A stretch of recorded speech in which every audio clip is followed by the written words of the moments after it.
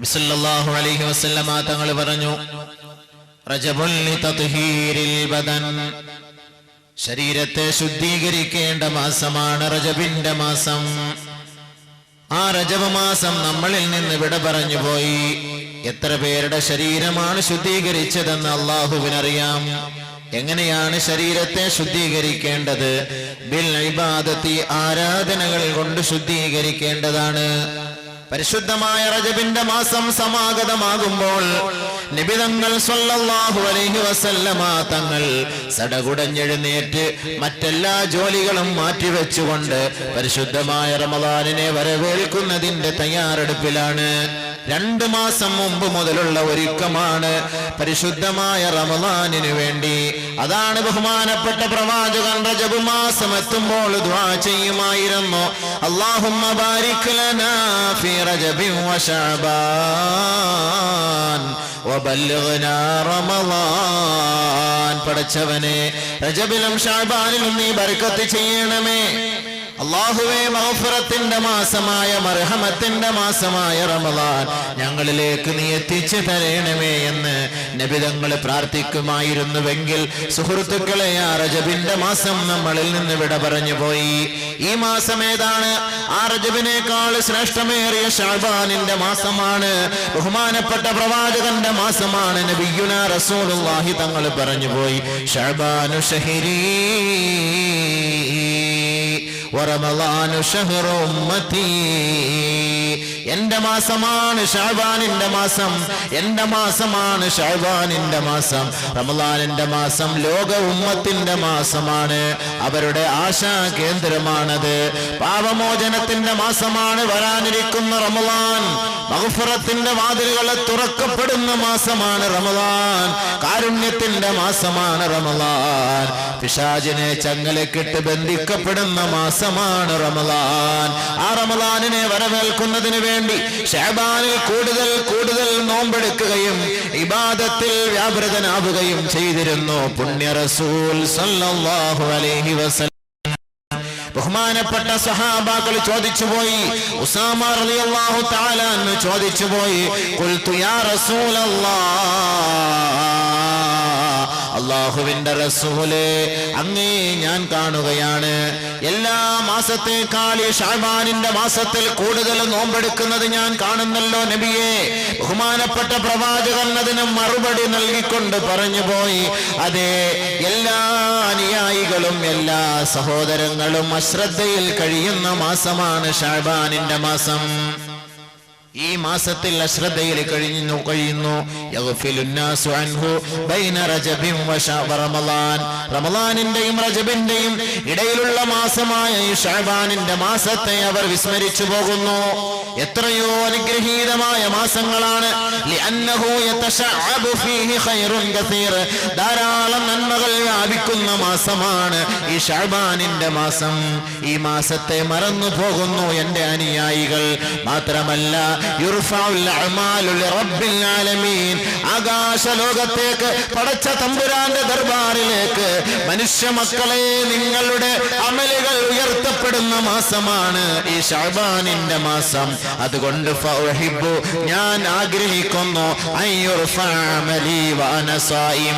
ഈ ശഅബാനിന്റെ മാസത്തിൽ കൂടുതൽ നോമ്പെടുക്കുകയും കൂടുതൽ ഇബാദത്ത് ചെയ്യുകയും ചെയ്യുന്നതിലൂടെ എന്റെ അമലുകൾ അല്ലാഹുവിന്റെ ദർബാറിലേക്ക് ഉയർത്തപ്പെടുമ്പോൾ വഅന സായിമുൻ, ഞാൻ നോമ്പുകാരനായിരിക്കാൻ ആഗ്രഹിക്കുന്നു സഹാബത്തെ എന്ന് നബി തങ്ങൾ പറഞ്ഞുവെങ്കിൽ ആ പുണ്യമേറിയ മാസമാണ് ശഅബാൻ.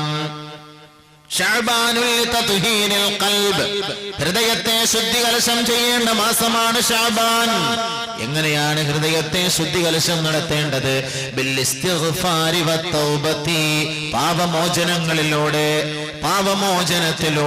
പശ്ചാത്താപത്തിലൂടെ കരഞ്ഞ് പടച്ച തമ്പുരാന്റെ ദർബാറിലേക്ക് കരങ്ങൾ ഉയർത്തിപ്പിടിച്ചുകൊണ്ട് നീറിയ ഹൃദയവുമായി, പൊട്ടിപ്പോയ ഹൃദയവുമായി പടച്ചവനോട് മഗ്ഫിറത്തിന് വേണ്ടി യാചിക്കേണ്ട മാസമാണ് ഈ ശഅബാനിന്റെ മാസം. അതുകൊണ്ട് സുഹൃത്തുക്കളെ, എന്താണ് ആ പശ്ചാത്താപം, എന്താണ് ആ ഇസ്തിഗ്ഫാർ, എന്താണ് പാപമോചനം, ഈ വിനീതൻ ഇൻഷാ അല്ലാഹ് നാളെ അതിനെക്കുറിച്ച് ചർച്ച ചെയ്യാം. അതുകൊണ്ട് ഈ മാസത്തെ നിങ്ങൾ അനുഗ്രഹീതമാക്കുക. ഈ മാസത്തെ നിങ്ങൾ അനുഗ്രഹിക്കേണ്ടത്, ഈ മാസത്തെ നിങ്ങൾ ആദരിക്കേണ്ടത് നിങ്ങളുടെ ഹൃദയത്തെ ശുദ്ധി വരുത്തിക്കൊണ്ടാണ്. ആത്മാവിനെ ശുദ്ധി കലശം ചെയ്യേണ്ട മാസമാണ് റമളാൻ. ആ റമളാനിനെ ശുദ്ധീകരിക്കേണ്ടത് ബിസ്സിയാം, നോമ്പ് പിടിച്ചുകൊണ്ടാണ്. പരിശുദ്ധമായ റമളാനിന്റെ രാപ്പകലുകളിൽ പരിപൂർണമായി സജീവമായി പള്ളിയിൽ പങ്കാളിത്തം വഹിച്ചുകൊണ്ട് ആ പരിശുദ്ധമായ റമളാനിനെ നീ ഇഷ്ടപ്പെടുകയും അനുഷ്ഠാന കർമ്മങ്ങളിൽ വ്യാപൃതനാവുകയും ചെയ്തുകൊണ്ട് നിന്റെ ആത്മാവിനെ നീ ശാന്തിയുള്ളതാക്കി മാറ്റുക. അങ്ങനെ ശാന്തിയുള്ള ആത്മാവിനാണ് പടച്ച തമ്പുരാന്റെ മുന്നിൽ സ്ഥാനമുള്ളത്. അതാണല്ലോ അല്ലാഹു തആല പറഞ്ഞത്, യാ أيتها النفس المطمئنة ارجعي إلى ربك راضية مرضية فادخلي في عبادي وادخلي جنتي. ഏ ശാന്തിയടഞ്ഞ ആത്മാവേ, ഏ സമാധാനം പൂണ്ട ആത്മാവേ, നീ ദുഃഖിക്കേണ്ട, നീ പ്രയാസപ്പെടേണ്ട കാര്യമില്ല. ഇർജിഇ ഇലാ റബ്ബികി റാളിയതൻ മർളിയ, പരിപൂർണമായ തൃപ്തിയോടെ സന്തോഷത്തോടെ നിന്റെ റബ്ബിന്റെ ദർബാറിലേക്ക് നീ പ്രവേശിച്ചു കൊള്ളുക, മടങ്ങിക്കൊള്ളുക. ഫദ്ഖുലി ഫീ ഇബാദി വദ്ഖുലി ജന്നതി.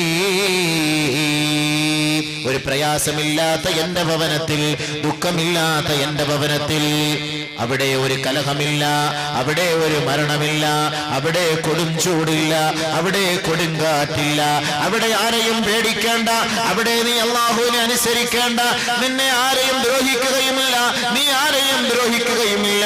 അങ്ങനത്തെ ഒരു ഭവനമായ സ്വർഗീയ ആരാമത്തിലേക്ക് ശാന്തിയടഞ്ഞ ആത്മാവേ നീ പ്രവേശിച്ചു കൊള്ളുക എന്ന് അല്ലാഹു തആല ഏതൊരാത്മാവിനെ നോക്കിക്കൊണ്ട് പറയുന്നുവോ ആ ആത്മാവ് ആ നിലയിൽ സംസ്കരിക്കപ്പെടണമെങ്കിൽ പരിശുദ്ധമായ റമളാനിന്റെ നോമ്പ് നോൽക്കുക വേണം. അതിലൂടെ മാത്രമേ ആ റൂഹിനെ സംസ്കരിക്കപ്പെടുകയുള്ളൂ. അതുകൊണ്ട് ആ മാസമാണ് വരുന്ന റമളാനിന്റെ മാസം. അല്ലാഹു നമുക്ക് ആദരിക്കാനും ബഹുമാനിക്കാനും തൗഫീഖ് നൽകുമാറാകട്ടെ. ആ പരിശുദ്ധമായ റമളാനിനെ കുറിച്ചാണ് നമുക്കിന്നിവിടെ ചർച്ച. എന്തിനാണ് നോമ്പ്, എന്തിനാണ് റമളാൻ? റമളാൻ എന്നൊക്കെ പറയുമ്പോ എല്ലാവരും റമളാനിന്റെ സമയമാകുമ്പോ ഒരു തിരക്കാണ് പള്ളിയിൽ. ഏത് നമസ്കാരമില്ലാത്ത ഒരു റമളാനിന്റെ സമയമാകുമ്പോ ഭയങ്കരമായ തയ്യാറെടുപ്പോട് പള്ളിയിൽ കാണും. 27-ാം രാവ് വരെ, 27 കഴിഞ്ഞു കഴിഞ്ഞാൽ പിന്നെ അവർക്ക് പെരുന്നാളായി.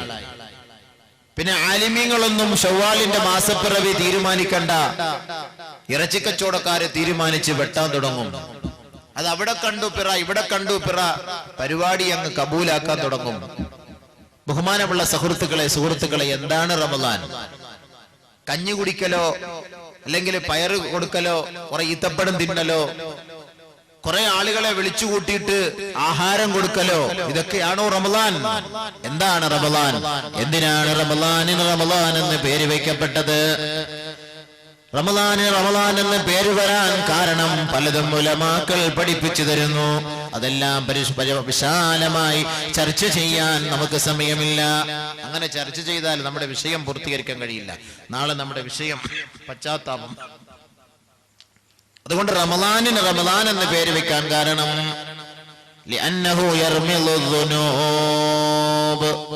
പാവങ്ങൾ കൊഴിച്ചു കളയുന്ന മാസമാണ് റമളാൻ, കരിച്ചു കളയുന്ന മാസമാണ് റമളാൻ. പാവങ്ങളെ കരിച്ചു കളയും. ബഹുമാനമുള്ള സഹോദരങ്ങളെ, പാവങ്ങളെല്ലാം കരിക്കപ്പെടുന്ന മാസമാണ് റമളാൻ. റമളാൻ എന്ന് പറഞ്ഞാൽ തന്നെ അതിന്റെ അർത്ഥം തന്നെ എന്താണ്? കരിക്കുക. കൂടുതലും റമളാൻ മാസം വരുന്നത് ഭയങ്കരമായ ചൂടിന്റെ സമയത്താണ്. അതുകൊണ്ടാണ് അതിന് റമളാൻ എന്ന് പേര് വെക്കപ്പെട്ടത്. അതേപോലെ ചില സന്ദർഭങ്ങളിൽ വേനൽക്കാലത്ത്, വേനലിന് ശേഷം ഭയങ്കരമായ മഴ പെയ്യും. ആ മഴയ്ക്ക് പറയപ്പെടുന്ന പേര് റംളാ എന്നാണ്. അതുകൊണ്ട് റമദാൻ എന്ന് പേര് വെക്കപ്പെട്ടു എന്ന് ഉലമാക്കൾ പഠിപ്പിക്കുന്നു. ആകെ മൊത്തത്തിൽ ചുരുക്കി പറഞ്ഞാൽ പാവങ്ങൾ കഴുകിക്കളയുകയും ഹൃദയത്തെ ശുദ്ധികലശം ചെയ്യുകയും ചെയ്യുന്ന മാസം, അതാണ് പരിശുദ്ധമായ റമദാനിന്റെ മാസം.